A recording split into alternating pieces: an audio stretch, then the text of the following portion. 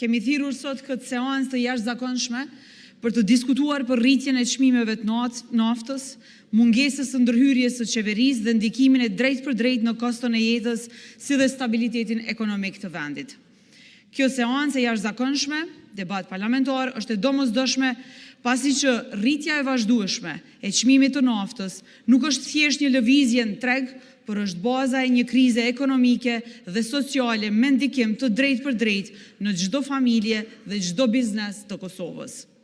Duke marrë parasysh se edhe para ngritjes së çmimit të naftës, vendi përballej me një normë të lartë të inflacionit prej 6%, mbi këtë rritja e çmimit të naftës përkthehet automatikisht në rritje tutje të çmimeve të gjitha produkteve bazike dhe shërbimeve, pasi që ekonomia jonë varet kryesisht nga importi.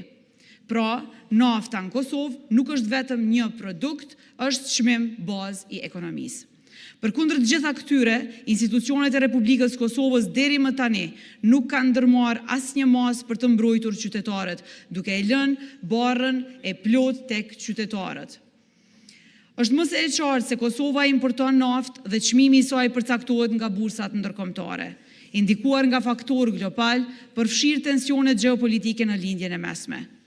Por për këtë, ne nuk e fajsojmë qeverinë, por përgjegjësia e saj fillon pikërisht këtu, në momentin kur kriza ndërkombëtare godet qytetarin. Qeveria nuk guxon të qëndrojë si spektatore dhe të përfitojë nga rritja e takseve në këto produkte. Rritja e çmimeve të naftës ka ndikuar në mënyrë të drejtë për drejtë në rritjen e kostos së transportit, rritjen e çmimeve të produkteve bazë dhe uljen e fuqisë blerëse të qytetarëve.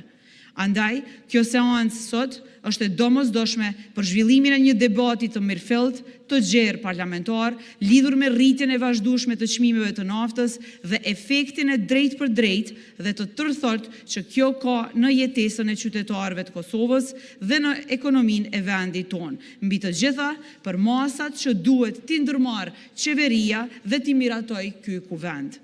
Sot ne këtu do të adresojmë këto shqetësime përmes një debati të hapur dhe të propozojmë masa konkrete për mbrojtjen e qytetarëve. Më lejoni që t'i përmend disa prej tyre. Mungesës së ndërhyrjes institucioneve për uljen e mundshme të çmimit të naftës. Pavarësisht rritjes së çmimeve në tregjet ndërkombëtare, institucionet e Kosovës nuk kanë ndërmarrë masa konkrete për lehtësimin e barrës dhe nuk kanë përdorur instrumente fiskale për të amortizuar goditjen ndaj qytetarit dhe ekonomisë së vendit, duke përfshirë këtu uljen e aksizës dhe të TVSH-s. Ndikimi zinxhiror në çmimet dhe produktet bazë. Rritja e çmimit të naftës ka shkaktuar një efekt zinxhiror në ekonomi, rritje të çmimeve të ushqimeve, rritje të kostos së shërbimeve, rritje të kostos së transportit, ndërtimit dhe prodhimit. Kjo ka ndikuar në rritjen e përgjithshme të çmimeve dhe ka rënduar më së shumti familjet në Kosovë.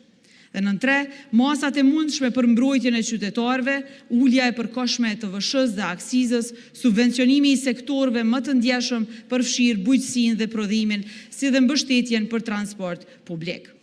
Mbi këtë bazë, grupi parlamentar i Lidhjes Demokratike të Kosovës propozon një sër masash të domosdoshme që qeveria t'i marrë me njëherë, por është i hapur edhe për propozime të tjera nga deputetët e pozitës dhe opozitës në mënyrë që të ndihmohen qytetarët dhe në këtë kohë, duke pasur parasysh gjithashtu domosdoshmërinë e ruajtjes së stabilitetit buxhetor.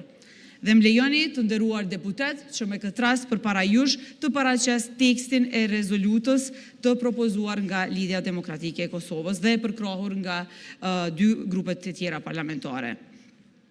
Në mbështetje të neni 65, paragrafi 1 i Kushtetutës së Republikës së Kosovës, në neni 3, paragrafi 1.5 të rregullorës së punës së Kuvendit të Kosovës, në seancën e jashtëzakonshëm të mbajtur me 2 prill 2026, me propozim të deputetëve të nënshkruar, miratojmë këtë rezolut të Kuvendit të Kosovës me këto pika. Në 1, Kuvendi kërkon nga qeveria uljen e përkohshme të aksizës. Qeveria duhet të aplikojë menjëherë ulje të aksizës nga 36 cent në litër në 20 cent në litër, me afat të përkohshëm deri në stabilizimin e çmimeve në bursat ndërkombëtare. Në 2, kuvendi kërkon nga qeveria ulje të përkohshme të TVSH-s në karburante. Duke qenë se 18% e TVSH-s është ad valorem, do me thënë rritet bashkë me çmimin, qytetarët paguajnë më shumë taks sa më shumë rritet çmimi. Qeveria duhet ullë përkohësisht TVSH-n për naftë nga 18% në 8% deri në stabilizimin e çmimeve. Dhe në 3, kuvendi kërkon nga qeveria subvencionim të çmimit të naftës për sektorët më të ndjeshëm. Qeveria urgjentisht të gjejë forma për të subvencionuar çmimin e naftës për bujqit, bujqësin, transportin publik dhe prodhuesit vendor. Kjo rezolut hyn në fuqi me njëherë pas miratimit në kuvendin e Republikës së Kosovës. Tani ju ftoj që të vazhdojmë me debatin parlamentar.